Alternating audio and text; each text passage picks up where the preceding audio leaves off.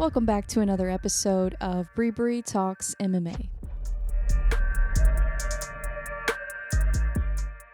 And still, Sean O'Malley successfully defends the bantamweight title for the first time ever.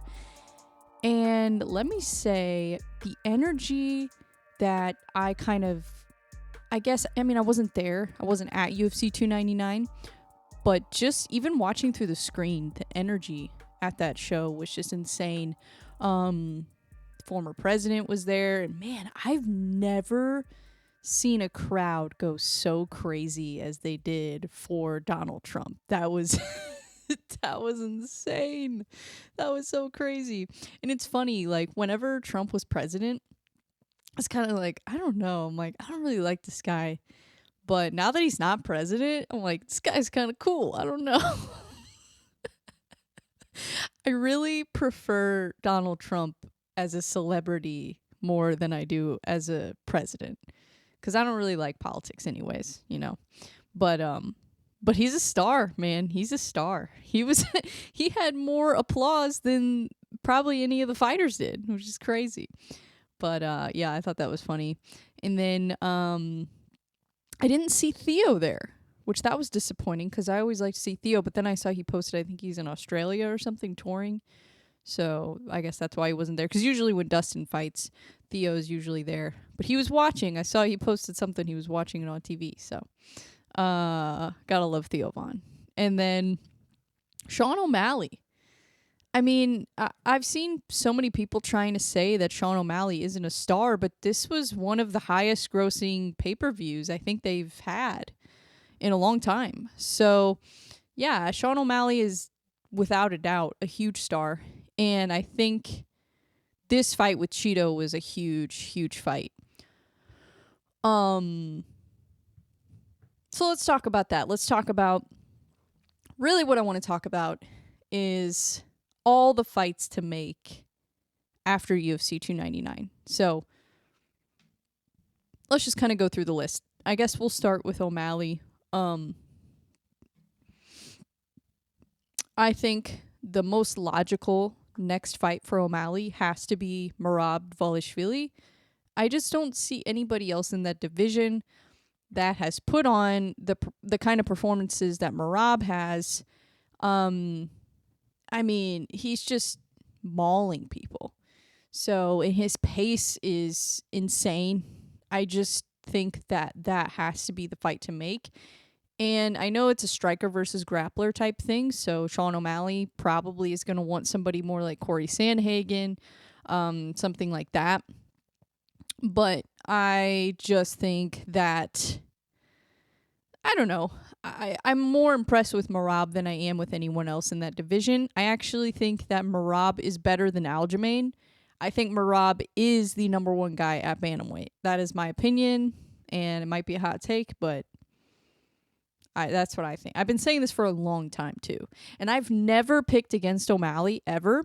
Like, it's literally never. I've always picked O'Malley. Always. This is the first time. If O'Malley and Merab get matched up, that's the first time I'll ever pick against O'Malley. Ever. So that's just how much I believe in Merab, honestly. So I think those two guys are the absolute best in the division. One's a striker, one's a grappler, so you never know how it's going to go. But if I were betting on it, I would probably pick Merab. So we'll see if that fight happens. I don't think O'Malley wants that fight. Not because he's not as good as Merab, because in the striking department, he's way better than Merab, let's be honest. I just think that stylistically, he probably doesn't want that fight. So I will see if it happens. We will see. But I saw he was saying something about moving up to featherweight to fight Topuria. I don't like that idea at all. I think Merab deserves the title shot. I think Merab could be a big star too. I think he's really entertaining. He's funny. He's marketable in my opinion. And why not? Why not make this fight happen? I think that Sean moving up to 145 feels a little ridiculous at this point, just considering it's not even because he's had the title for 2 fights now. This is his first title defense. that he won against Cheeto. I don't think that's really what bothers me about it. I think more what bothers me about O'Malley moving up to 145 to fight Topuria, what bothers me about that is the fact that that would be holding up 2 divisions. So, there's enough guys in both divisions that are in line for the title. We don't need to do a double champ situation right now. I think a double champ kind of thing makes more sense at lightweight and welterweight than it does at bantamweight or featherweight. I don't really see the point, right now. I think eventually Sean O'Malley could go for double champ status, and I think that's what Aljamain is trying to do, and I think Aljamain probably has the best chance of anyone just because he's so good on the ground and he's so big for the division at bantamweight. So him at featherweight, it's like that might be his natural weight class. So I think Aljamain probably has the best chance. I do like the idea of Sean O'Malley at featherweight, though. I think that's really interesting, and I think eventually seeing him fight guys like Max Holloway, fighting, there's some fun matchups you could make in that division, but ultimately I would much rather see Sean O'Malley fight Merab, and then we'll see what happens with the rest of the division. So let's keep going through the list. So the next fight to make, in my opinion, Petr Yan. He's coming off a win over Song Yadong. Beautiful performance. I don't know why anybody thought this fight would have been scored for Song Yadong. I thought it was pretty clear that Petr Yan won that fight. When they read the decision, I wasn't expecting any of the judges to score it for Song Yadong. So I didn't see why there was any issue with that decision, but I saw some people were saying Song Yadong might have won. I don't know. I thought it was pretty clear that Yan won. So, and even if it was close, it's like, well, he kind of got screwed in the fight against O'Malley, so it's like, who cares? Let him get one. He's on a 3 or 4 fight losing streak before this, so it's like, yeah, let him get a win. And I thought he looked really impressive too. So, yeah. I think what should be next for Petr Yan is Corey Sandhagen, the rematch. I think that makes the most logical sense in the division. I think both of those guys need one more win to get back into the title picture, so why not have them fight each other for... And this wouldn't really be a title eliminator necessarily. It would probably be more of a number 1 contender fight. Because if you look at the division, we got Cheeto now. Cheeto just fought for a title in a very lopsided 5-round war. I mean, he took some serious damage in that fight, so I think we need to put Cheeto on the shelf for just a minute. And then we've got Merab, who I think should be next for the title. We've got Corey Sandhagen. He's up there. I would like to see him fight O'Malley at some point, hopefully for a title. And then Petr Yan, I think he absolutely has a chance of getting back into the title picture. He's really hasn't lost that badly, so I like the idea of him fighting Sandhagen again and seeing if Sandhagen can avenge that loss or if Petr Yan beats him again. I think that confirms that Yan is still very much able to handle a title fight again.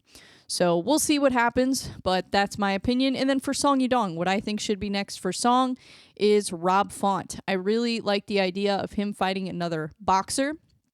I think Petr Yan probably has some of the best boxing in the UFC. He's really, really talented in his boxing, his head movement, the way that he moves, his footwork, the way that he throws his punches even. His technique is really, really good. So, I started smiling during that fight because I was just like, oh my God. I get so excited when I see good boxing in MMA because you just don't see it as often as you see good kickboxing or good wrestling. So when I see good boxing, I get really excited. And I was smiling ear to ear watching Petr Yan box with Song Yadong, and then his wrestling too. But I think Rob Font is a winnable fight for Song Yadong, but I do think it will be a big test to see how good is your boxing really? How good are you on the feet? Because Rob Font, I would imagine he might even try to wrestle with Song in that fight just because we kind of saw Song Yadong get exposed by Petr Yan on the ground. I just don't think that Rob Font has as good of grappling as Petr Yan. Not even close, probably. But I do think that he might try that if that fight gets made. But I think it would probably be mostly stand-up, and I don't know who wins. But I think that would be a good test for Song Yadong after coming off of that loss. So we'll see what happens. We'll see what fight they actually make. But that's my number one pick, honestly. I would like to see those two fights. Song Yadong versus Rob Font, and Petr Yan versus Sandhagen, the rematch. Moving on. Rebellis de Spain gets a huge knockout. And I'm kind of going out of order here, so I'm sorry. But Rebellis de Spain gets a huge knockout. I think it was like 18 seconds or something crazy like that. What I think should be next for Rebellis de Spain is probably a power puncher. Somebody like that. I don't want to see him go straight into a fight with a experienced grappler or anybody that's really got a chance to expose him on the ground, just because he is so new to the UFC. I think they should probably build him up a little bit and put him in there with somebody who has maybe not a ton of experience, but experienced enough to test him. So I wouldn't be mad at like Junior Tafa, versus Rebellis de Spain. I wouldn't be mad at that fight at all, because he's kind of got a little bit of a name to him. People know the Tafa brothers, and I just think that Rebellis de Spain is probably going to knock out anybody. I don't know. I think he's going to knock out anybody who gives him the opportunity to. I think that. Like, if there's any openings, he's probably going to find them, and he's probably going to knock you out. So, but I don't know how that goes with Junior Tafa. I don't know.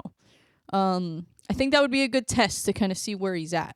Give him somebody who, Junior Tafa's probably got around the same number of fights as Rebellis, or close to it. So why not put him in there with somebody that's kind of at the same experience level, see how he does there, and then give him somebody that's got more of a pedigree. I think would be a good route to go for Rebellis. Just because I don't know if it's going to matter who he has in front of him. I think he's just going to be knocking people out like crazy. That guy's a freak of nature. He really is. And I would like to see the UFC build him, I don't want to see Rebellis de Spain get all hyped and then he gets in there with, speaking of Junior Tafa, his last fight against De Lima was a huge mismatch in my opinion. So I don't want to see that happen to him. I don't want him to be rushed into the top 15 because I do think he has a lot of talent. But if he gets in there with somebody who's really experienced and has a lot of grappling pedigree, then I think he might be in a lot of trouble. So I would like to see him against a power puncher next, or even another. The thing is, there's not a lot of great kickboxers in the heavyweight division that aren't in the top 15. So it's just a weird division. I think he'll probably be in the top 15 within the next 6 months to a year. Just look at the top 15 and tell me I'm wrong. It's not a very deep division right now. They are desperate for heavyweights. And you know who I would really like to see him fight is Renan Ferreira in PFL.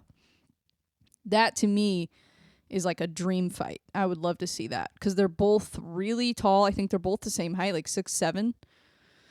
So, yeah, that would be insane.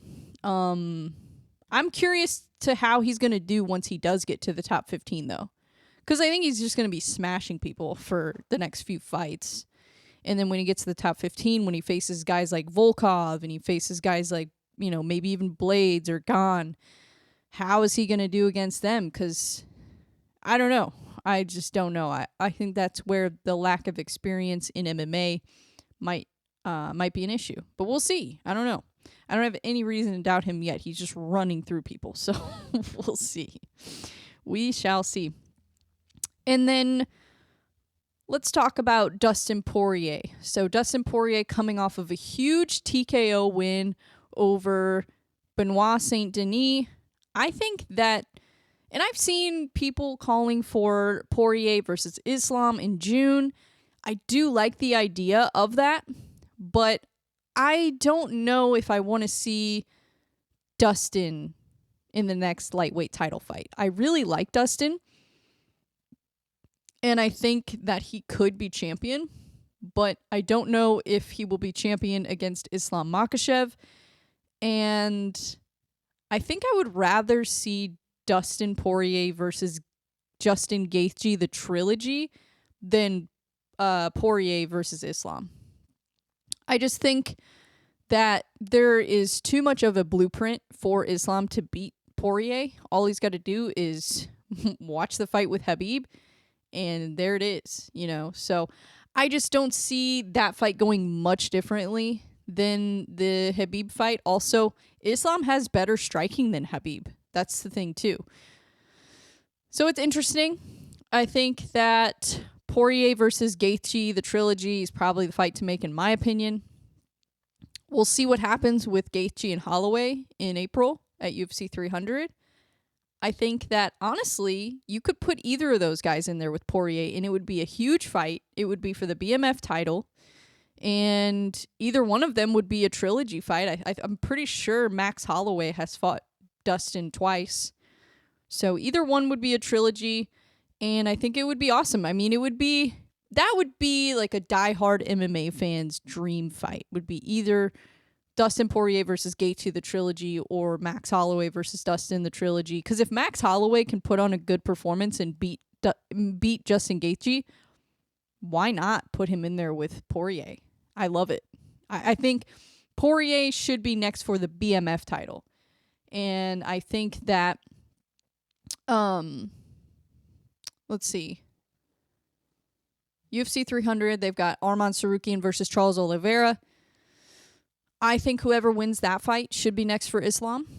I don't know if June is going to be realistic to get somebody in there.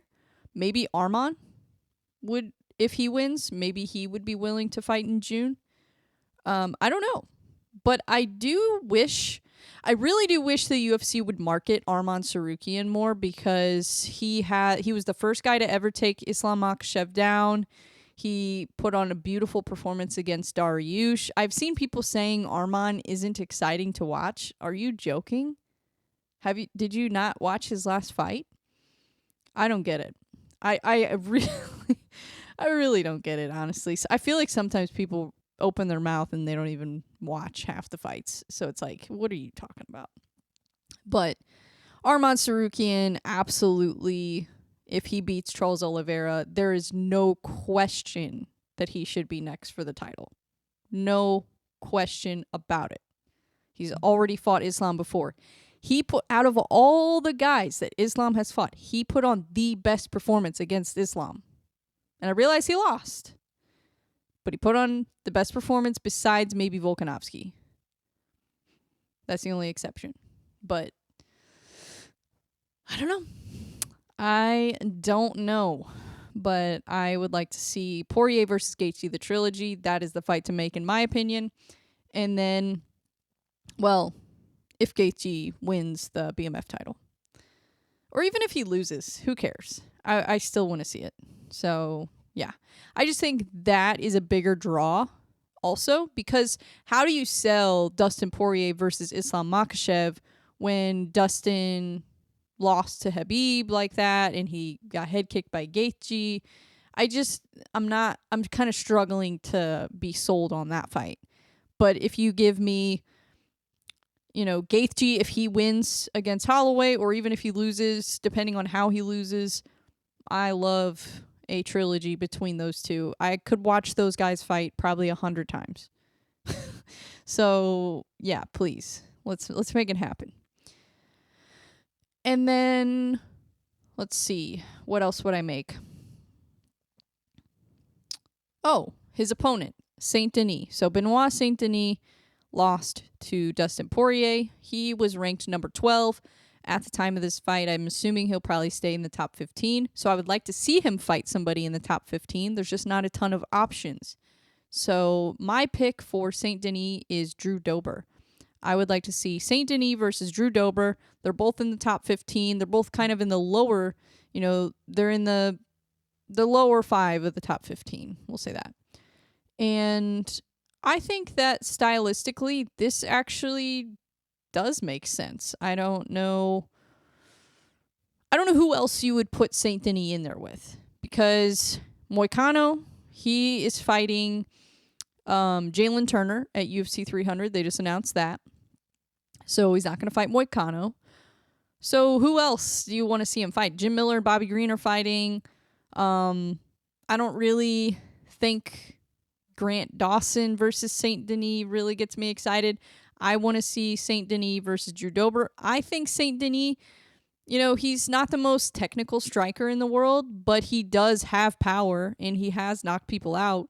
So I like it. I actually do like it. I think that is a very winnable fight for Saint Denis, but it's also a winnable fight for Drew Dober. I mean, Dustin Poirier kind of showed, so he kind of exposed some weak areas for Saint Denis. So why not? I mean, I know Saint Denis is probably a better grappler than Drew Dober, but Drew Dober has so much experience that's why I kind of like that fight. So that's my pick. Just looking at the top 15, I've seen people say Saint Denis versus Paddy Pimblett. I don't know. I don't really know. I don't really want to see Paddy fight anybody in the top 15 yet. I think he needs one more good performance, then top 15. But I mean, Saint Denis lost to Dustin Poirier. It's not like he lost to some scrub, So I think he should still fight somebody in the top 15, just maybe somebody ranked a little bit lower than him. Because if you look at people ranked above him, there's really not a lot of fights that make sense. So that's my opinion on that. And then Gamrot. So Gamrot coming off a win over Rafael dos Anjos. That's a huge win for him. I know it wasn't like the most exciting performance, but it was a brilliant performance in a lot of ways. And I actually thought it was a really good fight.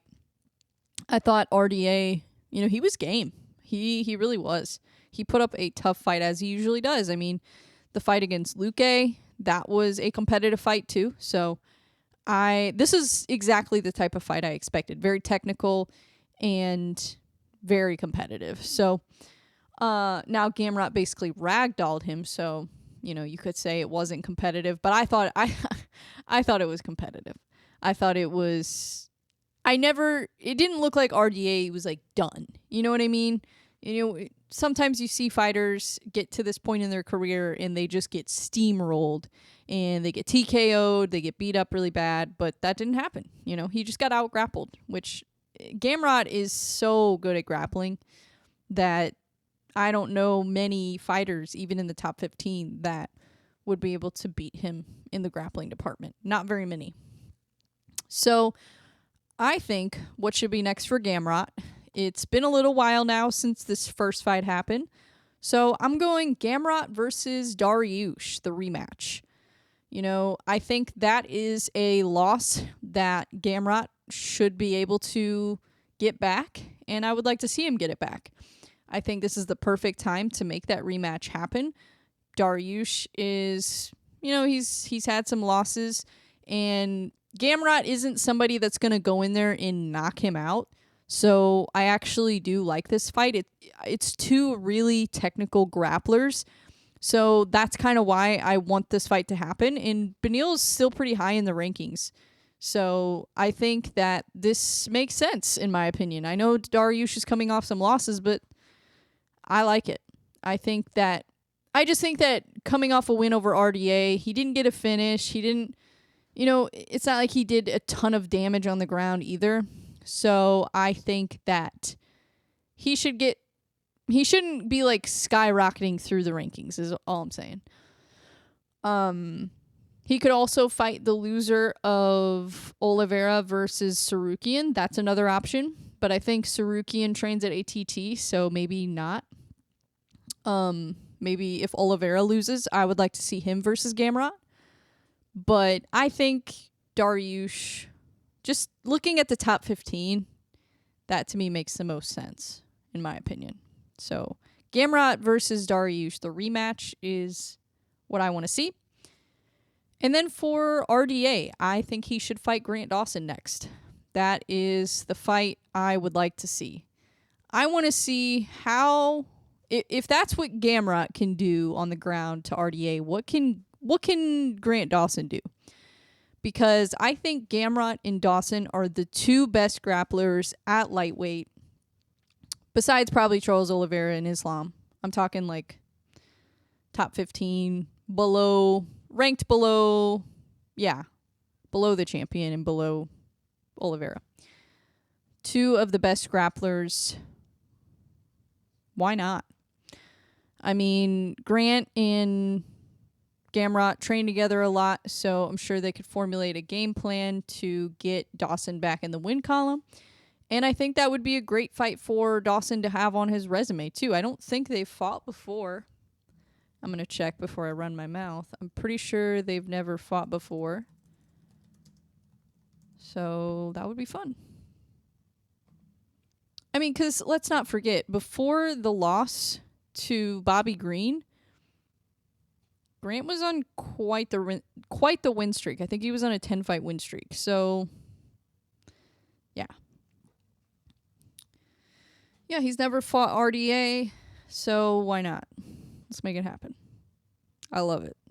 I love this fight.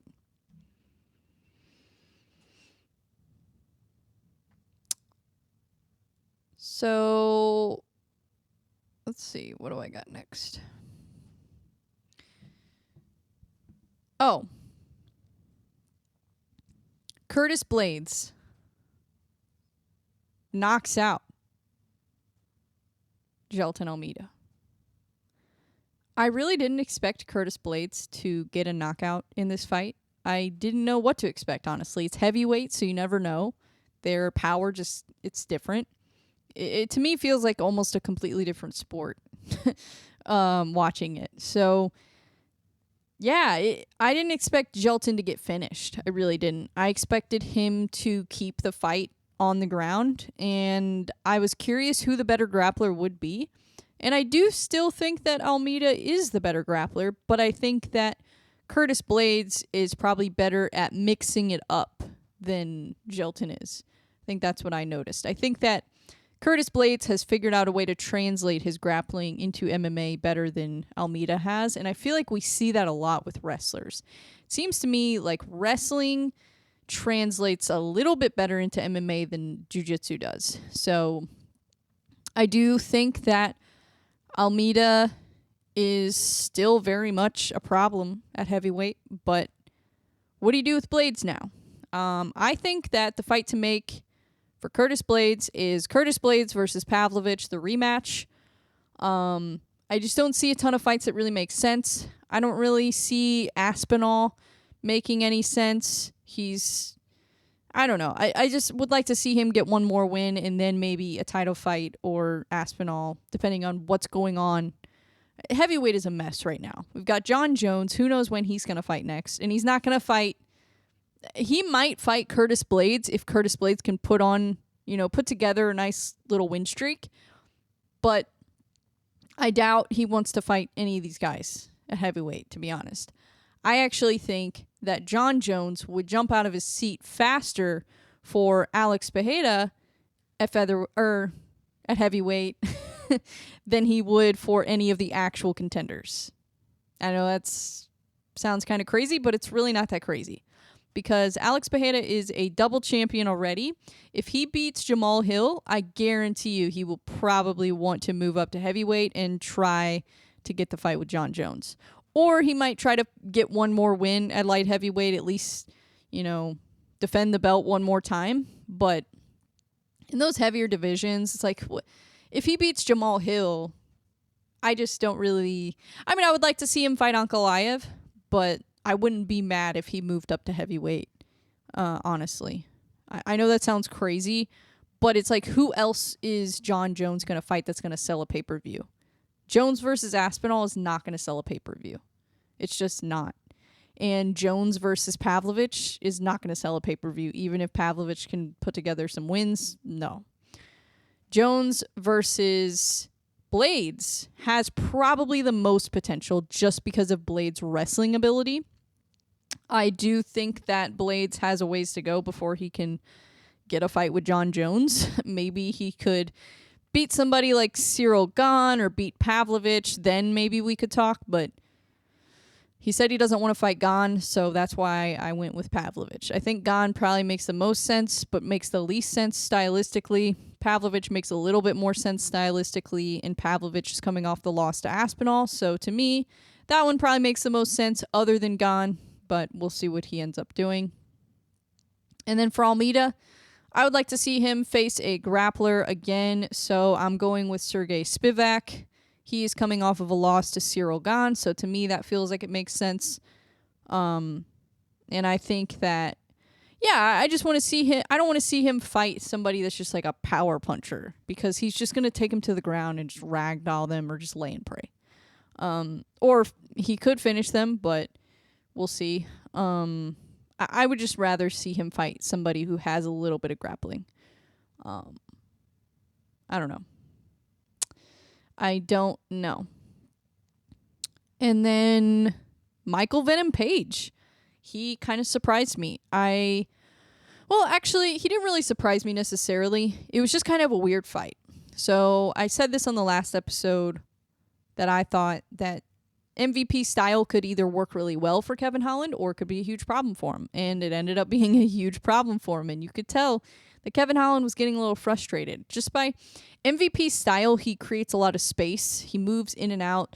And it's just very interesting the way that he fights.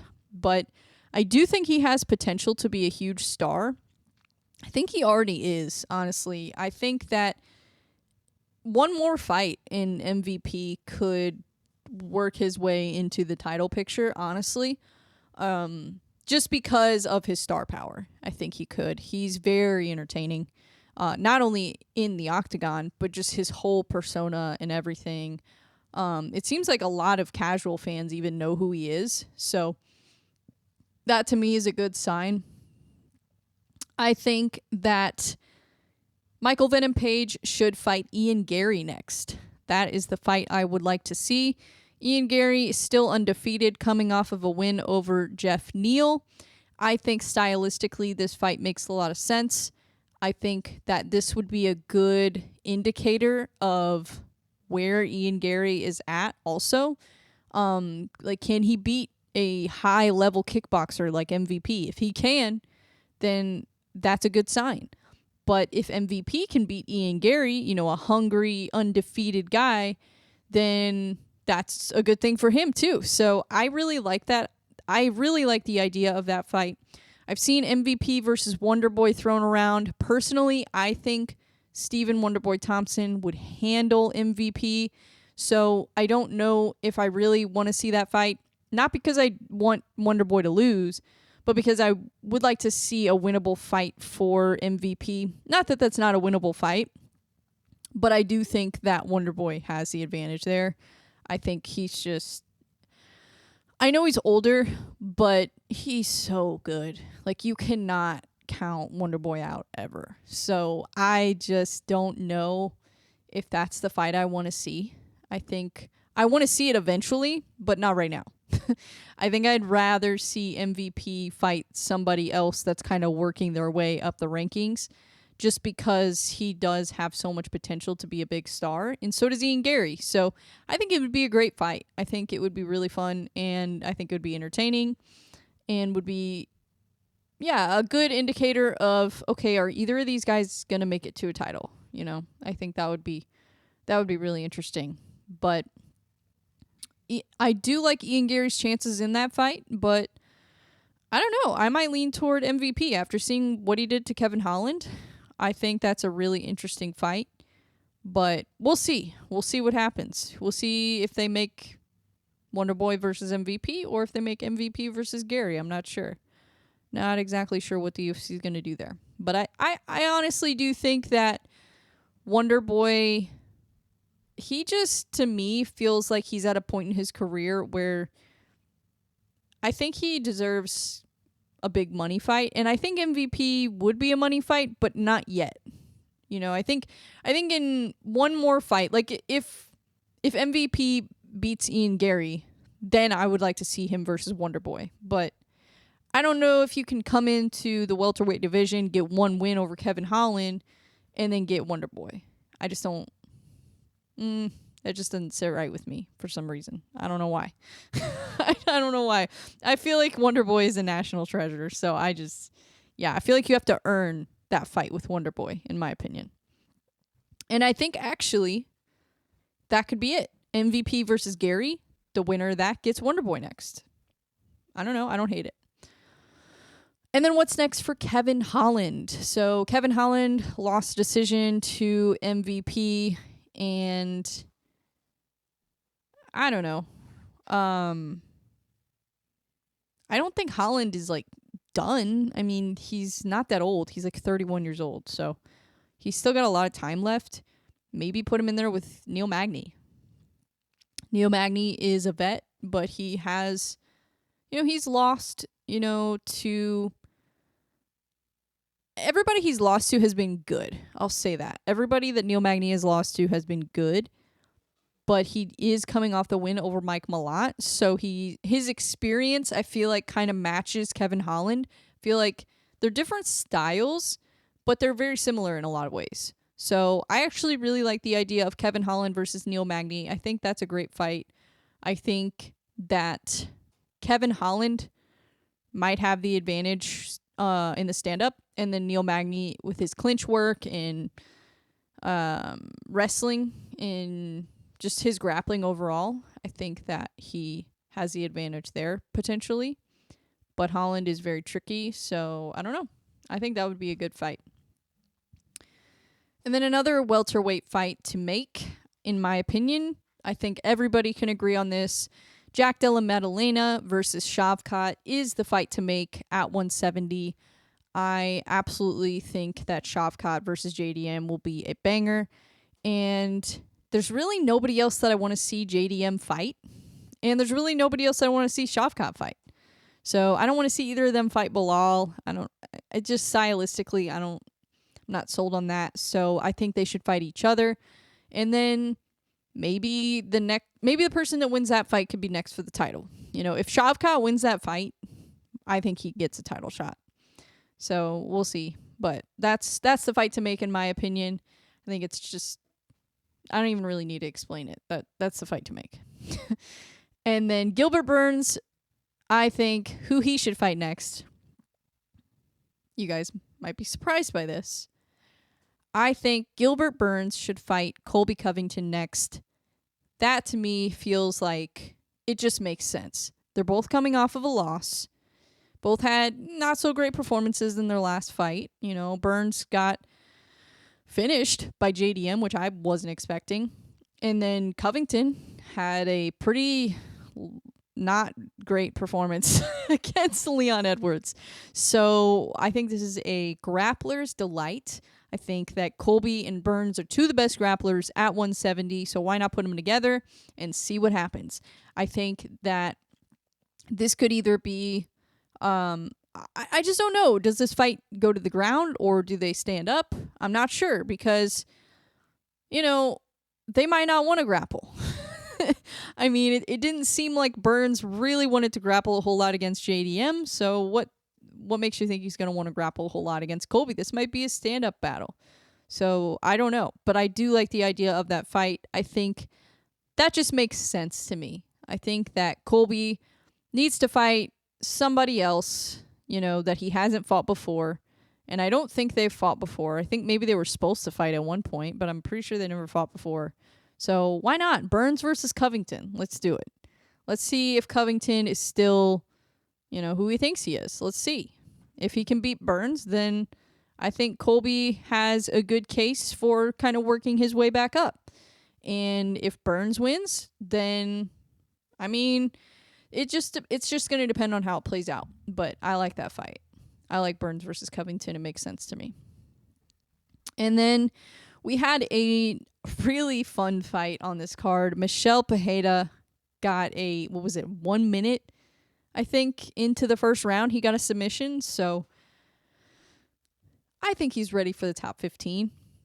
He's on a 7-fight win streak right now. He's got so much experience. He actually did well at middleweight. He just couldn't make the weight, so that's why at 170. He did really well at 170, but the weight cut was a problem. He couldn't fight Wonder Boy because of the weight cut. So I like him at 170. Oh my God, my brain is fried. I like Michelle Pajeda at 185. I really do. I think he's ready for the top 15. I mean, that sounds a little crazy, but if you look at what he did at 170 and then you kind of look at the middleweight division, I think he's ready. And the fight that I would like to see is Michelle Pajeda versus Jack Hermanson. I think stylistically that would just be really interesting. I think that Hermanson has kind of an awkward style. He's a very good grappler. He's also actually pretty underrated on the feet too. I mean, his fight with Joe Pyfer really surprised me. He impressed me in the stand-up as well as the grappling. So I think that makes for a very interesting fight. Michelle Pajeda versus Jack Hermanson. Why not? It's not like Jack Hermanson's going to be trying to get a title shot anytime soon. I mean, he might, but I don't think that's realistic. So why not fight somebody who's, a little out there and would get a lot of attention? It would be fun. So let's do it. Michelle Pajeda versus Jack Hermanson. That's the fight I want to see. And then, let's see, I already talked about Song Yadong. I already talked about Piotr Yan. I already talked about O'Malley. Rebellis de Spain. Poirier versus Gaethje. Did I miss anything? I feel like I'm missing something.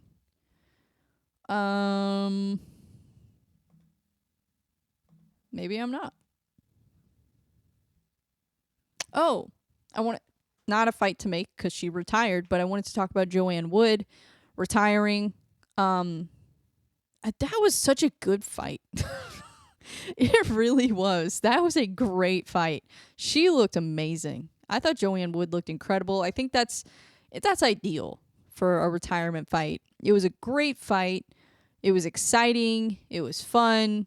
It was competitive. Joanne Wood, her Muay Thai is just fantastic. I really, honestly, I'm kind of sad she retired, though, after watching that, because I'm like, now I want to see more. I want to see her fight again. But no, I'm happy for her. I mean, she's such a good fighter, and she seems like such a nice, genuine person, too. I mean, I don't know her personally, but she just seems really cool. So I was happy to see that. It's always good to see them retiring on a win. But then it also kind of makes you, like, sad, because you're like, oh, I want to watch them again, which is how I feel now. Another one I want to talk about is Macy Barber. So she got the win. It wasn't as dominant of a performance as her last performance when she destroyed Amanda Hebos. I do think she's really fun to watch, though. And I think there's something to be said for that. She's very aggressive. She's very tough. She has a chin, and she's not afraid to come forward. She's not afraid to pressure. So I really like that. And I like her fighting style. So what I would like to see from Macy Barber is potentially a fight with, let's see, I need to look at the rankings, actually, before I run my mouth, because I don't know if the fight with Andrade, let's see, she's fighting Rodriguez next. I think that's at strawweight.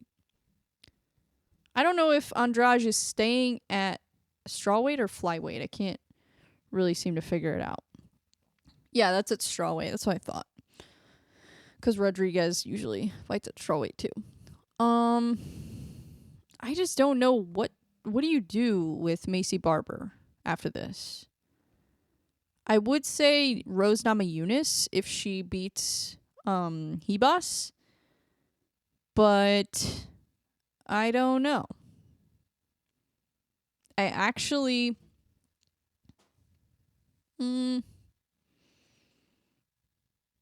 yeah, I don't know. Never mind. I don't know what to do. I really don't. Really don't know what to do. Actually, no. Hold on a second. I think I'm cooking something here. I am cooking something in my mind right now. Maybe Macy Barber fights the loser of Firo versus Blanchfield. That's an idea. That's an idea. Why not? Yeah, I like that.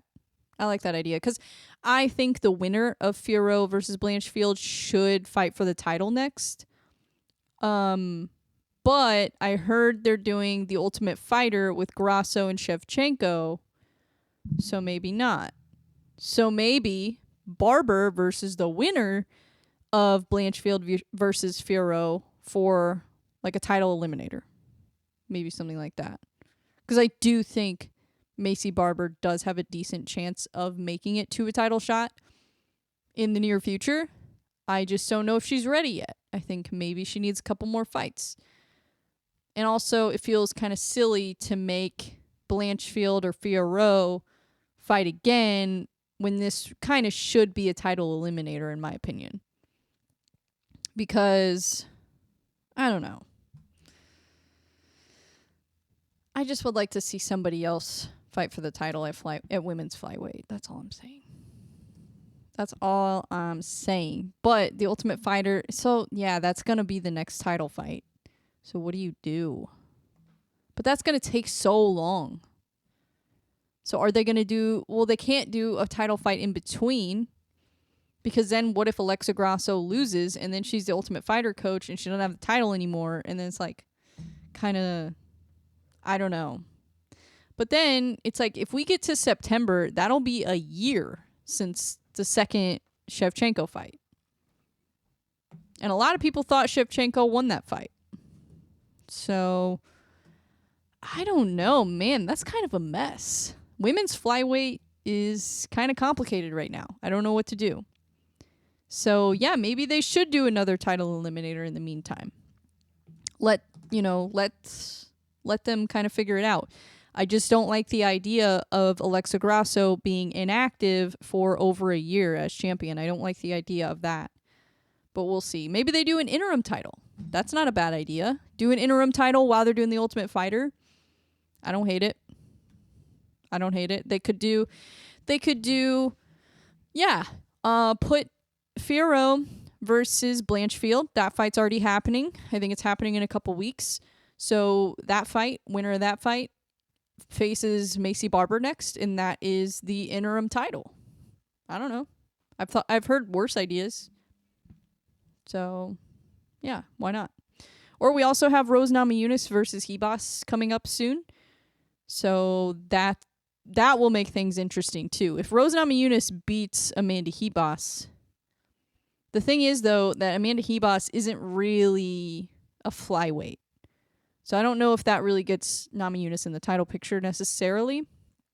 But let's say Rose Namajunas beats Amanda Hebos and then she fights Macy BreBre, and let's say she wins against Macy BreBre. Now we're talking. Now we're talking about Rose going for the double champ status, which would be insane. I would love it. I'm a huge Rose Namajunas fan. She's really, honestly, the reason that I'm so obsessed with MMA is because I saw her fight and I was like, wow, that is so cool. I'm like, she's like my size. I'm like, that's awesome. I didn't know people my size could do this.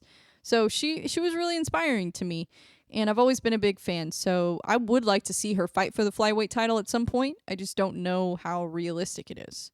So we'll see. Trying to think if there's anything else I missed. I don't know. I think I pretty much talked about everything I needed to talk about as far as UFC 299 goes. Next we've got coming up is Tuivasa versus Tybura. That is Saturday, March 16th, UFC Apex. Ugh, another UFC Apex card. God, I'm so sick of these Apex cards. Like, it's gotten to the point where it's like, okay. I don't know. It actually looks like a decent card, though. I'm looking at it right now. Not a bad card. Not bad at all. Oh, Vince St. Preux is still in the UFC. I didn't realize he was still in the UFC. Interesting. Oh, I guess he's only on a 1-fight losing streak. But I don't know. His win over Shogun was kind of interesting. Tai Tuivasa versus Marcin Tybura. That's actually a really interesting fight at heavyweight. And then Brian Battle versus Ange Loosa. Ho. Ho ho. I like this. Brian Battle, I think he has a lot of potential. That's a co-main event, so interesting.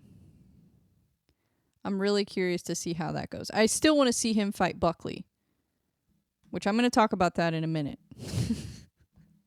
I am going to talk about that in a minute because, and you guys are probably wondering why I'm wearing my Cardinals jersey. It's not even baseball season. Well, you know what? It's always Cardinals season when you live in St. Louis. So I heard on the UFC pay-per-view, they announced that they are coming to St. Louis. Now, I already knew this was going to happen. I already knew about this a while ago. But it's official. It is official. The UFC is coming to St. Louis May 11th for a fight night card. I am so hyped for this. I'm so excited for it that I actually made my own fight night card. And, you know, some people have given me some negative feedback on it, but I think it's amazing. I think it's amazing. And I will defend every single fight on that card in a minute. I will. And you guys will be like, wow, Bree is a genius. So let's take a look at this card coming up this weekend, though. We've got Gerald Meerschaert versus Brian Barberena. That's an interesting fight. Nathan Levy versus Mike Davis. That's a very good fight. I'm excited about that one. Yeah, there's some good fights on this card. And then what do we got coming up after that? Let's take a look. Because UFC 300 is right around the corner. We've got a little over a month. And I'm getting the butterflies already because this is going to be my first UFC event. It's going to be my first UFC event as press. So I am just, yeah, I'm excited. I'm a little nervous, but mostly excited. And I think when the preparation starts to come together a little bit more, then I'll feel probably less nervous. And, you know, I have so many media people that have been kind enough to give me guidance and reach out to me and help me. Gabriel Gonzalez, one of those guys, and Dylan Rush. I mean, I hardly talk to the guy, but he's recommending my podcast all the time to people, so I really appreciate it. He seems like he's a big fan, and I'm a big fan of his as well. You know, I think that Dylan Rush, honestly, out of all the journalists I've seen, has so much potential to just blow up. I think he's going to be huge. I think that, you know, give him a little bit of time. I think Dylan Rush is going to really make a mark on the sport. I love the work that he's doing. And same with Gabriel. Gabriel's crushing it too. I think that there is a new wave of journalists that is really exciting to see. And yeah, it's going to be fun seeing everybody at UFC 300. And then if any MMA media people, if you guys want to come to St. Louis to cover this event, come on down. I will welcome you with open arms. I will show you around the city. I'll show you thin crust pizza. I'll show you toasted raviolis. I'll show you Ted Drew's, whatever you want to see. I'll take you to a Blues game. I don't care. You have to come to St. Louis and cover this fight. It's going to be awesome. I need as many media people at this event as possible. So come on down. We need the exposure. Let's see. What's this next card? Oh, Amanda Hebos versus Rose Namajunas. That is going to be Saturday, March 23rd. And then what else we got going on? We've got Blanchfield versus Fiorot. That is Saturday, March 30th. Marvin Vettori versus Brendan Allen. I'm so excited for that one. That's another Apex card. God, why are all these at the Apex? Even Rose versus Hebos? Why is this at the Apex? That's stupid. That's just dumb. And this is actually a really good card, too. There's a lot of good fights on this card. Why is this at the Apex? Why? Rose Namajunas is a former champion. I don't know. I don't get it. I don't get it. And then we got UFC 300 Saturday, April 13th, and then Saturday, May 11th at Enterprise Center. I'm so excited for this. So excited. I don't know what I'm more excited for. UFC in St. Louis or UFC. Well, UFC 300 obviously is what I'm more excited for. But it's been like 6 years since the UFC has been to St. Louis. So I'm pretty freaking hyped, man. Pretty hyped about it. And I guess now I will go over my my fantasy St. Louis card. Let's run through it. I'm going to pull it up right now.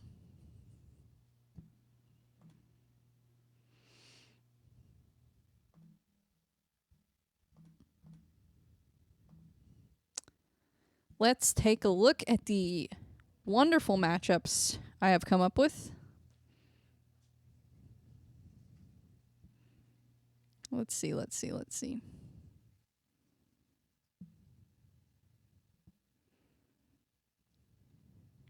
Okay. I'll start from the bottom and then work my way to the main event. This main event is just so crazy that it's just, I don't know, it's great. So my goal for this was to put as many St. Louis fighters that are active on this card as possible. That was my goal here. And not all of them are in the UFC, but some of them are like really close to making it to the UFC. So this is my St. Louis fantasy fight card. This is like a St. Louis MMA fan's dream fight card. You know, I'm a pretty diehard St. Louis MMA fan. I go to a lot of local shows. I don't go, to all of them, but I go to a lot of local shows. And even if I don't go to them, I do try to keep up with what's going on in the local scene as much as I can. And yeah, so these are the fights that I want to see. These are, my dream matchups for a St. Louis card with all St. Louis fighters, or at least Missouri fighters. I think I have one Kansas City guy on here. And then maybe an Illinois guy. We'll claim you. If you're close enough to St. Louis, we'll claim you if you want to be claimed. But okay. You know what? I need the sunglasses for this one.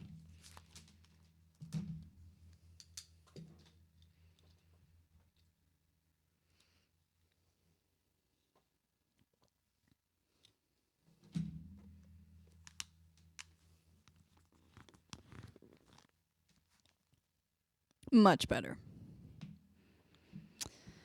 Okay, BreBre's Fantasy St. Louis fight card. Let's go. First fight on the card, Josh Augustine versus Muhammad Naimov, the rematch. Josh Augustine took this fight on short notice pretty early in his career. I can't remember exactly when. I'm actually going to pull it up right now because I'm curious. But Josh Augustine lost this fight, and he has stated before that he would like this rematch at some point, and I love it. I love it. That's actually the first time that Josh ever got finished in his pro career. And if you look at, Muhammad Naimov now, that loss has aged like wine. So I think that would be really fun to see that rematch. Obviously, that's not going to happen right now. But I think it would be really fun at some point. If Josh makes it to the UFC, that's one fight that I really would like to see, just to kind of see like how much has Josh improved since that last fight, and how much did the factor of it being short notice, how much did that affect him? So I think that would be really interesting. And Josh actually just announced that he is going to be headlining, or I think he's going to be headlining at Shamrock the day before the UFC event. So that's going to be very interesting. He called out Dustin Lampros. It's an interesting fight. But Dustin Lampros is 9-0, so he has arguably a better record than Josh. I just think that Josh has fought tougher competitions, so I don't know, how that would shake out. But I don't hate the idea of it. I really don't. But yeah, I mean, if you look at some of the fights early in his career, Josh took some tough fights. He fought in LFA, he fought in Titan FC. So I would like to see him fight somebody like Dustin that has, he's undefeated. He's got 9 wins. And I think he's got a pretty high finish rate. If not, actually, I'm going to look that up too. I put Dustin Lampros on the card too because I feel like, he was on the Ultimate Fighter. He's fought in St. Louis so many times. I think it would be fun to see him fight in the UFC in St. Louis. I think that'd be awesome. I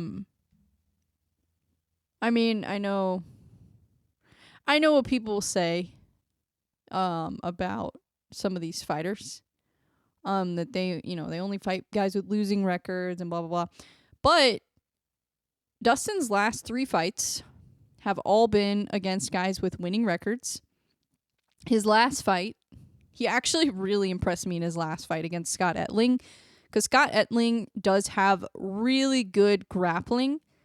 Not so much in the stand-up, but in the grappling. That was a very interesting fight, and I thought Dustin handled it very well. So I was impressed. I mean, I really was. And I wasn't really huge on Dustin Lampros before that. I just hadn't really watched enough of him to really... to really say. I knew he was on the Ultimate Fighter before, and then I saw him back at Shamrock, so I was kind of like, this feels kind of silly to be fighting, a guy with a losing record at Shamrock when you were just on the Ultimate Fighter. But I've warmed up to him a lot. I really am a fan now, I will say. And I think he's really marketable. I think he's fun to watch. I think he's exciting.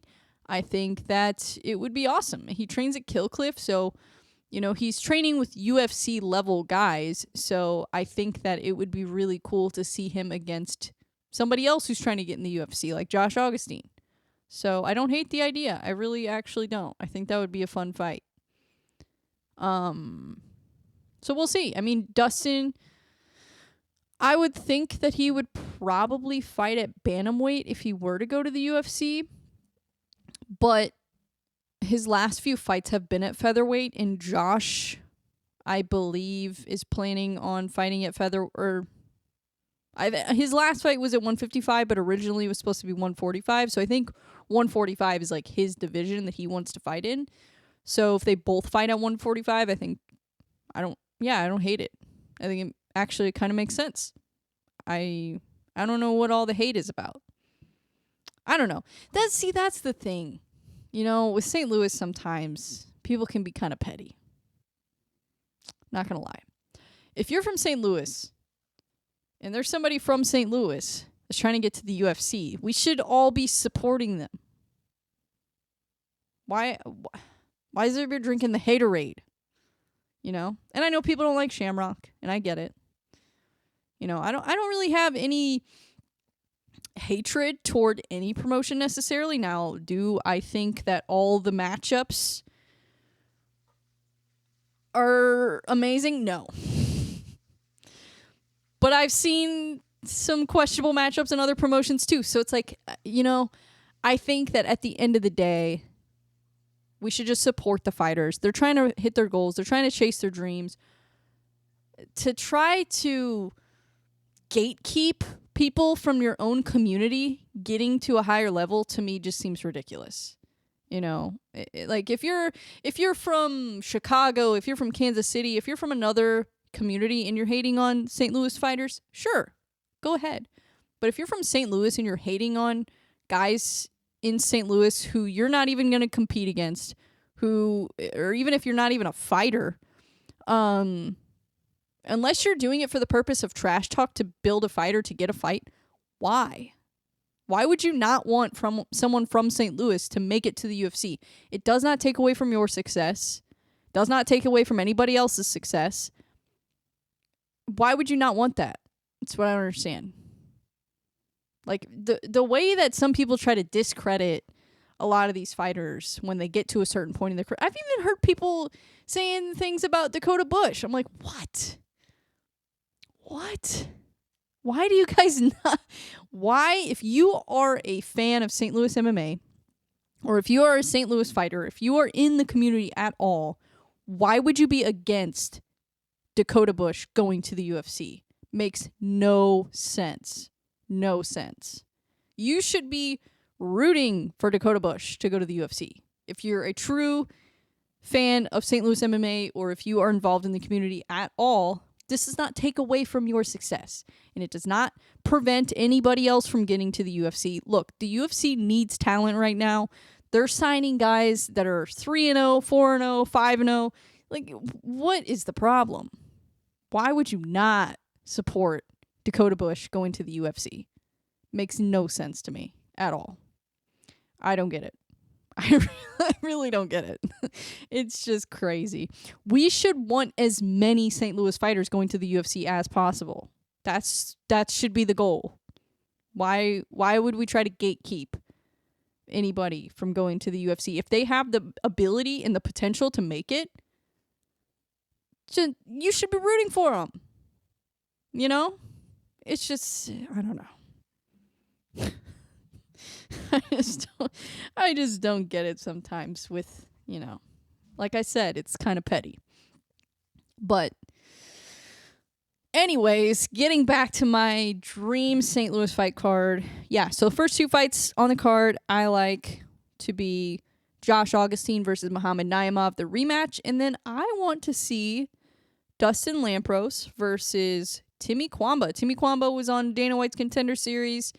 I really like watching that guy fight. I like Dustin Lampros, so that fight just seems fun to me. And then the next one that I picked, and I know he has an opponent already for the UFC card in St. Louis, but one fight I really would like to see at some point is Tim Elliott versus Charles Johnson. It's a St. Louis versus a KC fighter, so I really like that idea. And Charles Johnson is really good. Tim Elliott is really good. I think that would be a great fight. I think it would be really technical. And I don't know who wins that fight. I think it would just be crazy. I want to see it. So, yeah, that would be fun. And then another Kansas City fighter that I would like to see on the card is Julian Marquez. Where has he been? The Cuban Missile Crisis. I think you can't do a Missouri card without somebody from the whole Glory MMA team. I think that would be criminal not to have at least one fighter from Glory MMA on there.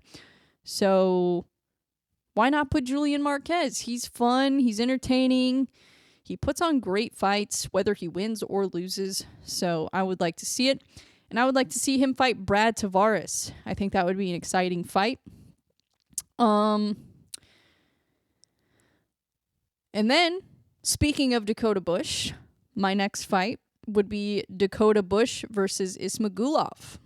Damir Ismagulov, he is coming off of a loss to Grant Dawson, and Dakota Bush trains with Grant Dawson, and based on his last performance, he kind of fights like Grant Dawson too. So I think that Dakota Bush has come so far in his grappling and his skills since he was in the UFC, and even since his last fight.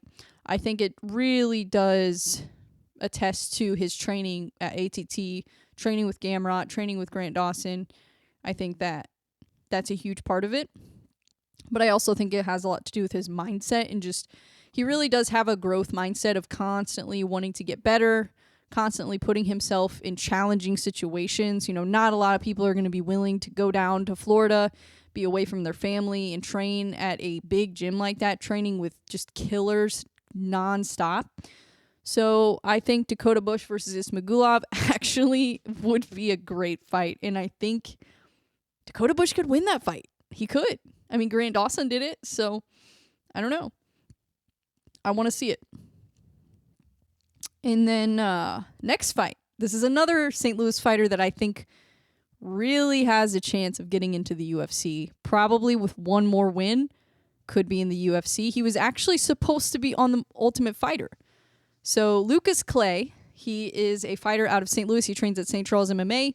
He was originally supposed to be on the Ultimate Fighter on the last season, and Conor McGregor brought his own guys in, so they had to make room for them, and Lucas Clay ended up having to go home. So that was kind of disappointing. I feel like he's so close but so far at the same time. But he has a fight coming up in Cage Warriors, I believe, later this month.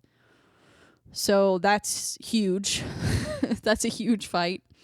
I would like to see him versus Jordan Levitt. That to me is a grappler's dream fight as far as local MMA goes, like seeing a local guy fighting a UFC level guy. That just really gets me excited. And, if you're going to have Josh Augustine, an Extreme Couture fighter, if you're going to have him on the card, why not get another Extreme guy? Jordan Levitt versus Lucas Clay. That to me would just be fun. I would love to see it. I would love it. Moving up further on the card, I've got a bantamweight banger of a fight. Garrett Armfield versus Adrian Yanez. Adrian Yanez is coming off of a loss, I believe, to Rob Font. I don't think he's fought since then. I can't remember. But Garrett Armfield coming off a win over Brad Katona in a very competitive fight. That's a huge win for him. Brad Katona was the winner of the Ultimate Fighter the last season. He trains at Conor McGregor's gym. He's very talented, very skillful, both on the ground and on the feet. Great boxing, great jiu-jitsu, great wrestling. So the fact that Garrett Armfield was able to figure out a way to beat him is huge. I think he deserves a big fight. After that, Adrian Yanez, I just feel like that would be some great boxing. Those two, I honestly probably would give Armfield the edge in that fight. But Adrian Yanez is really talented too. It would just be really interesting. I think that could be a really good fight. And then gotta have another Missouri fighter. She's not necessarily from St. Louis, but she's from Missouri. Miranda Maverick. She has to be on this card. She has to. I would like to see her versus Tracy Cortez. I think that would make for such a fun fight. And I think Maverick would really utilize her wrestling in that one. But it would be interesting. I don't know who wins that fight. I really don't. It would be fun. It would be fun. And Miranda Maverick is one of my favorite fighters to watch. She's just amazing. Never get tired of watching her fight. And then this one is a banger, guys. This one is a smoker. Evan Elder versus Brad Riddell. Ooh, take my money. That would be such a good fight. I feel like that would be a fight where Elder would probably mix it up a lot, with grappling and striking, and Brad Riddell has such good kickboxing, so it would just be really interesting. I think, not only have I seen Evan fight, but I had the pleasure of being able to take one of his, he was subbing in for my coach Eric, but he was teaching the advanced boxing class last week. So I got to kind of see how he teaches and how he coaches. He's actually really good at coaching, but I got to kind of see him hit pads a little bit. I got to see a little bit of him sparring. His footwork is incredible. His ability to kind of just bounce around and move is so good.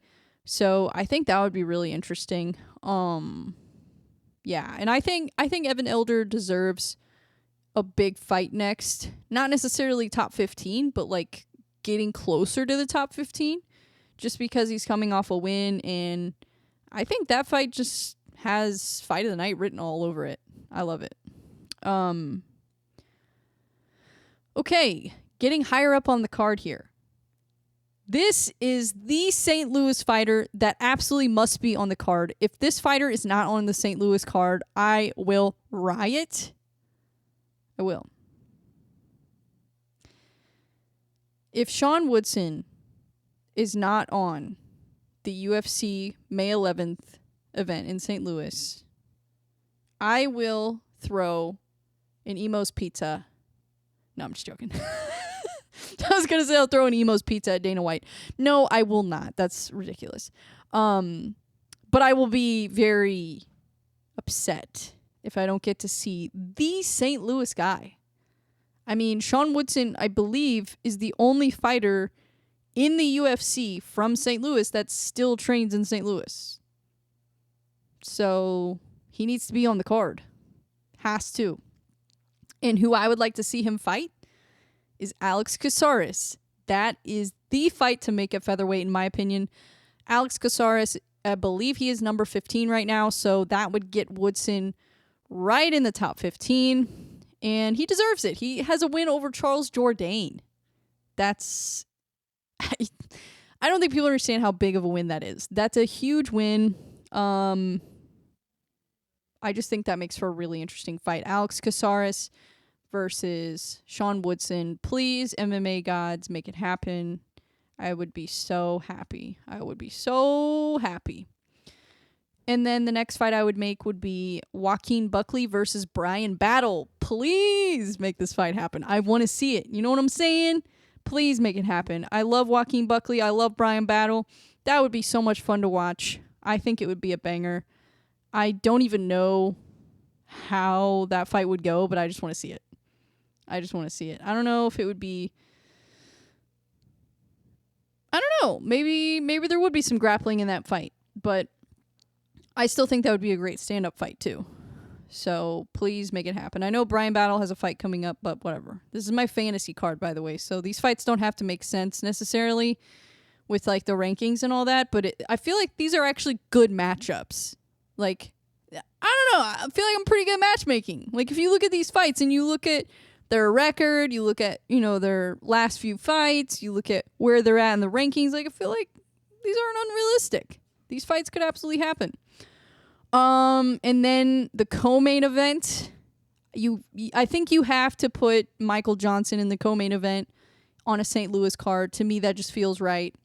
I think that out of everybody in the UFC from St. Louis, Michael Johnson, besides Tyron Woodley, has probably made it the furthest in the UFC. I mean, he fought Habib. So, look at his resume. He's fought everybody at lightweight. So, but one person he hasn't fought, Bobby Green. I have to see this fight before I die. Please, MMA gods, can you make Bobby Green versus Michael Johnson happen? If Michael Johnson gets this win over Frivola, which is actually the fight that's going to happen on May 11th, if he gets that win, I want to see him versus Bobby Green. Please. Please, that's all I want. That's all I want. Because if you think about it, I mean, I don't know how much longer Michael Johnson's going to want to fight. So we have to see him versus Bobby Green before he's done. We have to. And then I did pick one fighter that is not active in the UFC right now. Actually, neither of these fighters are active in the UFC right now. But you guys are going to laugh when I say this, but I actually think this would be a great fight. My dream main event for a St. Louis UFC card would be Hector Lombard versus Tyron Woodley. I mean, the trash talk would just be unreal. Hector Lombard is a very controversial figure in MMA. And Tyron Woodley has had some controversy himself lately, so why not? Why not? Let's do it. The trash talk. Guys, the trash talk would be incredible. And if you think about it, Hector Lombard, he's coming off a win in bare knuckle MMA over Chris Sarro. He had a great run in BKFC. He had the one loss to Juggernaut, but it was a decision loss. It wasn't like a bad loss, in my opinion. So he went 3-1 in BKFC, and he struggled for a while in MMA. Since he kind of went downhill. But it's like, if you look at when he started losing in the UFC, look at who he was losing to.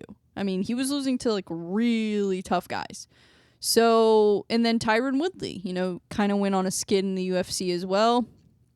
So I feel like they're kind of both, kind of on a similar level now.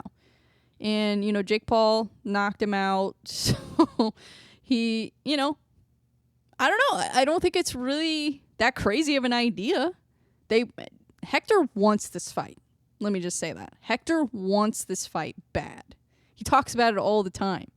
He wants to fight Tyron Woodley. He really does. And I want to see it. Because they need to settle the beef. If you don't know the story, go on YouTube and search Hector Lombard, Tyron Woodley. And then after you watch that, tell me you don't want to see this fight. It would be insane. It would be insane. And Hector, here's the thing. He might be 46 years old, but he still fights. He's still very much active in MMA. And he is a fighter. He's been fighting since he was a child. When he was 10 years old, got kicked out and started fighting on the street, because basically what happened was his dad beat him up all the time. He was abused as a child. And then Hector learned how to fight, and then he beat him up and then got kicked out of his house. So Hector is truly, like, when you really think about what it is to be a fighter, Hector is a fighter. He has done it all. He's done it all. He was in the Olympics. He did judo. That was kind of the first thing that he did. He's done MMA. He was in Pride. He fought in Pride. He fought in the UFC. He fought in Bellator. He was Bellator champion. He was undefeated in Bellator. Then went to the UFC and made it actually really far in the UFC. Never won a title, but he made it really far. And then, after the UFC, went to BKFC. He's done it all. He's done bare knuckle MMA. He's done bare knuckle boxing. He's done judo. He's competed in the Olympics.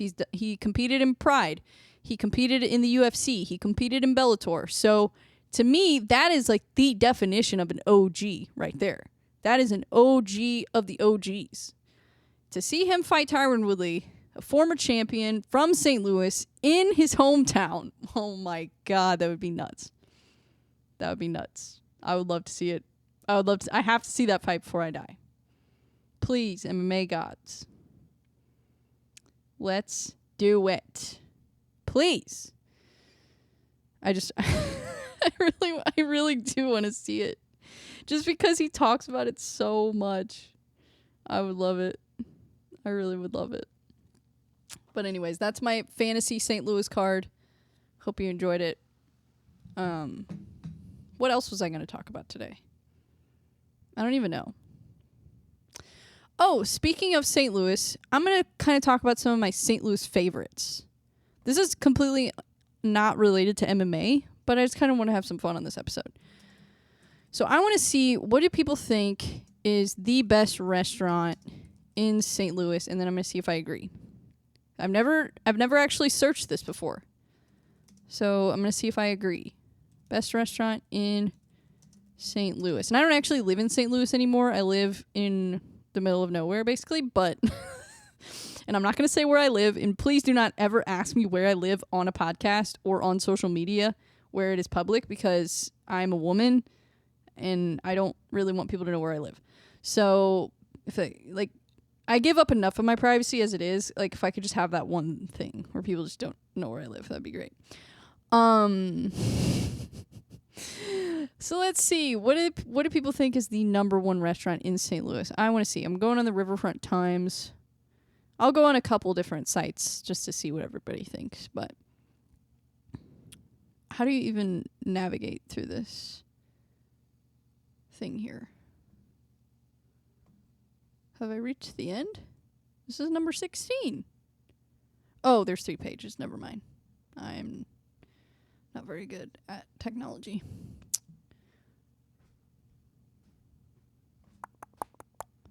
Okay, I'm getting somewhere here. The number one restaurant. Wait. What? This was from September 2023. St. Louis's top 25 restaurants right now.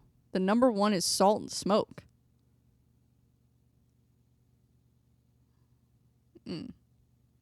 I like Salt and Smoke, but number one, that's a little crazy.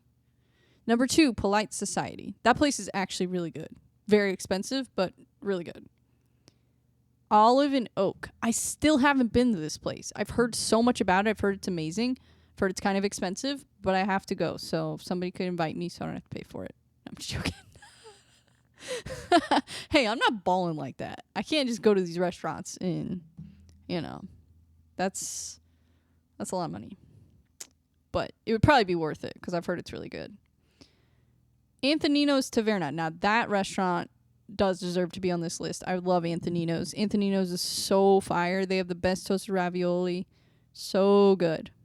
So good. And I like that they have Greek food and Italian food because I actually really like Greek food too. Let's see. Little Fox. I've never been to this place either, but it looks pretty good. I don't know. So I can't judge because I've never tried it.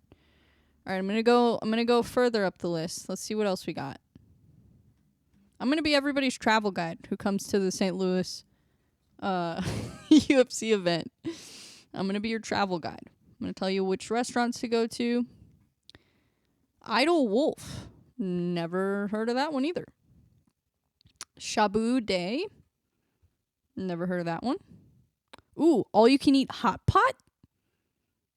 Now we're talking my language. We are talking my language here. I like a good hot pot. Retreat Gastropub. That place is pretty good. I've been there one time before. It was pretty good. I think I went there for brunch. The Golden Hoosier. This place has the best sweet potato. I can't remember if it's sweet potato tots or sweet potato fries, but whatever it is, fire. That place actually is really good. They have good drinks too. El Milagro Azteca. Never heard of that place, but it looks delicious. Louis. Never been there either. I've heard of it. I've heard all about it. Still never been there. A Car. I've heard of that place. Still never been there. It looks delightful. Papa She's. Hopefully I'm pronouncing that right. Never been there either. Korean Chinese. I love Korean food. I will eat Korean food every single day of my life. It's my favorite. Well, maybe not my favorite. My favorite food is Cajun, but Korean food is up there. High on the list. Number 14, Pappy's Smokehouse. This is going to shock some people, but I've actually never been to Pappy's. Like the original Pappy's. Because it was always closed, like by the time I could go. Because I used to work, like whenever they were open, whenever I lived in the city, so I could never go there. But maybe one day I'll make it there. We'll see. And then the Blue Duck. I don't think I've been there either. But I don't know for sure. Honestly, not a terrible list. I just don't know a lot of those places. So, I don't know. Another thing about St. Louis, we have great sports here. We have the St. Louis Cardinals. We have the St. Louis Blues. We used to have the Rams, but they got stolen from us. So, we don't talk about that anymore. What else do we have here? We have the highest... No, I'm just joking. I was about to say we have the highest murder rate. And you know what? Actually, let's see. Highest murder rate in U.S. Let's see. Let's see if we're still number one. I mean, if you're not first, you're last, in my opinion. So... Oh, shit. We're still number one. Be careful.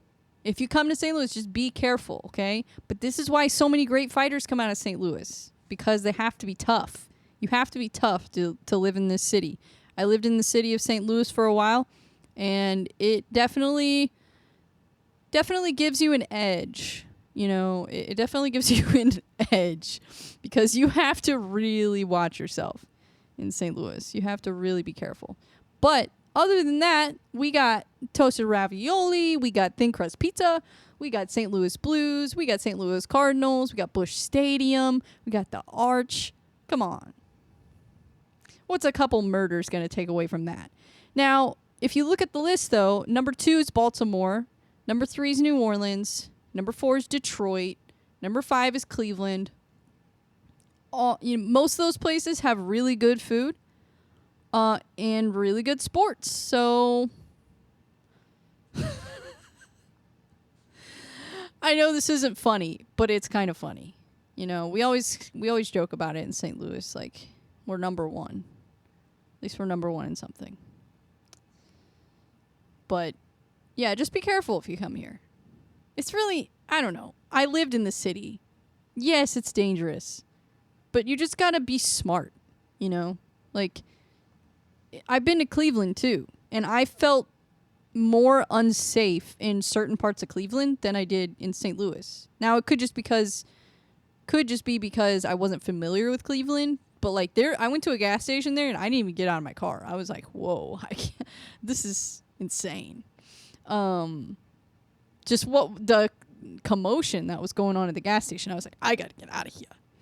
But if you travel in packs, definitely in St. Louis, don't go around walking around by yourself, in the city at least. And I feel like there's a lot to be appreciated in St. Louis that just gets overshadowed by the crime. But we're working on it, Hopefully that changes. Hopefully the crime rate does go down. But what I will say is that there are some areas in St. Louis that are higher crime rate than others. So like North City definitely probably has the highest crime rate besides maybe East St. Louis. And East St. Louis is technically Illinois. So I don't know if that's even factored into the crime rate. Maybe it is. I don't know. And then South City, I feel like, is probably where I feel the safest, I would say. South City, Dogtown, that kind of area. I feel like you're not safe, but you're like safer. But nowhere's really safe. I mean, I lived in Round Rock, Texas, one of the safest cities in America. And I got my car broken into. So it can happen anywhere, It can happen anywhere. And I feel like, I don't know, it would just be nice to see St. Louis kind of have a resurgence. And we try to do this all the time. And I feel like we do really well for a few years, and then crime starts to get crazy again, and then we try to clean it up, and then, it's kind of a vicious cycle. But I don't know. I feel like St. Louis has so much potential. There's so much to be appreciated about it. It's a very historic city. Like, if you go to Soulard and you kind of walk around, it's really cool just to kind of, like, if you've never been there before, it's kind of cool, like, the brick sidewalks and just all the old buildings there, the Mardi Gras, like, it's so historic. I feel like that's really cool. And then even some of the neighborhoods in South City, like Bevo Mill, I used to live there. I believe that has the highest Bosnian population of anywhere in the country. So a lot of Bosnian culture there, which was really, really cool. And just the whole vibe there. I actually really liked living in Bevo Mill. I liked it. It was a cool vibe. And then Dogtown was cool too. It was I don't know. I didn't live like in Dogtown. I lived kind of like, it was technically Dogtown, but it wasn't like where all the stuff was. Because they do a big St. Patty's Day parade in Dogtown. And it's a cool vibe too. I mean, Forest Park's still one of my favorite parks to go to. And Central West End is really fun for like Sunday Fun Day, or even just to go grab a bite or walk around. I mean, well, be careful if you walk around, but for the most part, I feel like during the day it's fairly normal. Trying to think of some other spots. The Del Mar Loop used to be so much fun until they put that freaking trolley there. God, that thing's so stupid. I don't know why I hate the trolley so much, but I do. I hate it. It's dumb. I don't like it. It was a waste of money in my opinion. But whatever. Whatever. Also Clayton. Like, if you like uppity type stuff, if you like fancy schmancy, Clayton, it's pretty sick. Not gonna lie. I do like Clayton. It's a really nice vibe there. And if you want to go somewhere safe, I feel like Clayton's probably one of the safer areas for sure. And it's also kind of right next to U City, so yeah. And then trying to think what other areas in St. Louis. I mean, there's downtown, which, I feel like there's so much more in the other little pockets of St. Louis though than downtown. Like, downtown's cool, I guess, but I would rather hang out in South City than I would downtown. That's just my opinion. Like, I'd rather go to, like, I don't know, I'm trying to think of an area that I like to go to. Yeah, like Dogtown or Soulard. I feel like that's usually where I like to hang out in the city. But and I don't even drink anymore, so it's kind of like, I like to go get good food. That's what I like to do. And there's some nice spots. So One place I like to go to in Brentwood, which is kind of outside of St. Louis, but it's really close to the city. My Lee, that place is awesome. I love Vietnamese food, so I love that place. And then Peacemaker in South City, that place is fantastic. If you like Cajun food, if you like seafood, they have great oysters. And then there's also Broadway Oyster Bar. That's downtown. That's a fun place, especially at night. That place is really fun, and they're open late too. Trying to think of some other spots. Oh, if you really want good barbecue, one of my favorite spots. Actually, I have two favorites. So, two of my favorite barbecue spots in St. Louis. One of them is, I think it's off Hampton. Or it's kind of deep in South City, but it's worth the extra 5-minute, 10-minute drive. Adam's Smokehouse is phenomenal. I haven't been there in a long time, but the last time I was there, it was very good. And then also Bogart's Smokehouse in Soulard is delicious. I don't even know if they're still open, but if they are, you should go there. It's very good. And then another place I really like to go in the Loop is Ranouche. They have Mediterranean food, so they have like falafel and stuff like that. Shawarma. They have hummus, and it's a really just nice vibe. I love the vibe there. I haven't been there in a long time either, but I really like going there. They also have hookah if you're into that kind of thing. But yeah, fun place. And then I'm trying to think of some other spots that I like to go to. I can't think of any right now. Peacemaker is my usual go-to. That's where I probably go the most when I'm in the city. But there's also some other great spots down there. I'm trying to think. Soulard, McGurk's in Soulard is really fun. And then, Pizzioli. I used to work there. I used to live literally a block away from Pizzioli, and that's how I ended up working there. Really, really good Neapolitan-style pizza if you're into that sort of thing. They have a whole bar now, too, which they didn't have when I worked there, but it's really great. And then, where else do I go? I haven't been to the city, like, in a while. Well, actually, I take that back. I was just there literally a week ago. But I didn't go out to eat or anything. But the time before that, I went to Salt and Smoke, which was number 1 on the list. And actually, it was very good. I just don't think it was number 1 in St. Louis. I think that's a little crazy. But it was very good. Very good. And it was the one downtown, which is kind of a different atmosphere than the other locations. It felt kind of more like a fancy restaurant, which was interesting. But it was good. It was very good. And then, what's another place that I like? Oh, if you like brunch, go to Egg. I don't know if I like the Midtown one better or the South City one better. I feel like I used to like the South City one better, but I think now I like the Midtown one better. So I don't know. But Egg is probably my favorite spot for brunch, so check it out. The one in Midtown is the newer location. The last time I went there, it was really good, so I like that one. And then Russell's on Mackland is another great brunch spot, but they will usually have a long line. Yeah, and then, well, I talked about the Golden Hoosier. I really like that spot. I've been there a couple times. And I think that's on Kings Highway. It's in South City. But, yeah, check it out. Come to St. Louis for the UFC event. If you are in a nearby city, why not just come out? You know, drive a few hours to go to the UFC. If the UFC was in Indianapolis or Louisville or somewhere like that, or even Kansas City again, I'd probably make the drive to go. I probably would. So, yeah. Come to St. Louis. It's fun. You'll have a good time. But yeah, we need media people to come to St. Louis too, because we need exposure for the St. Louis MMA scene. And if Sean Woodson gets on that card, that would be great. That would be fantastic. So hopefully that happens. But anyways, that's all I got for you today. Thank you for chopping it up with me today on all things UFC, St. Louis MMA, and St. Louis, my top food destinations. Thank you for listening. Thank you for watching. However you consume this, I appreciate you. I appreciate the support. I will see you guys at UFC 300.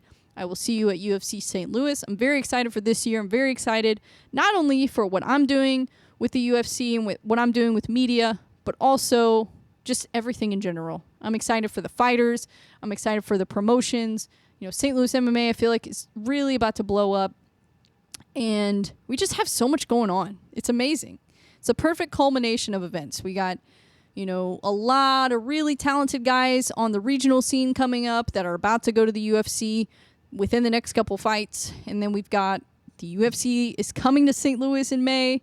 So I feel like this is just the perfect storm. I feel like this is the perfect storm to really put St. Louis on the map. So I'm very excited. So thanks again for the support. I appreciate you, and I will see you guys next week.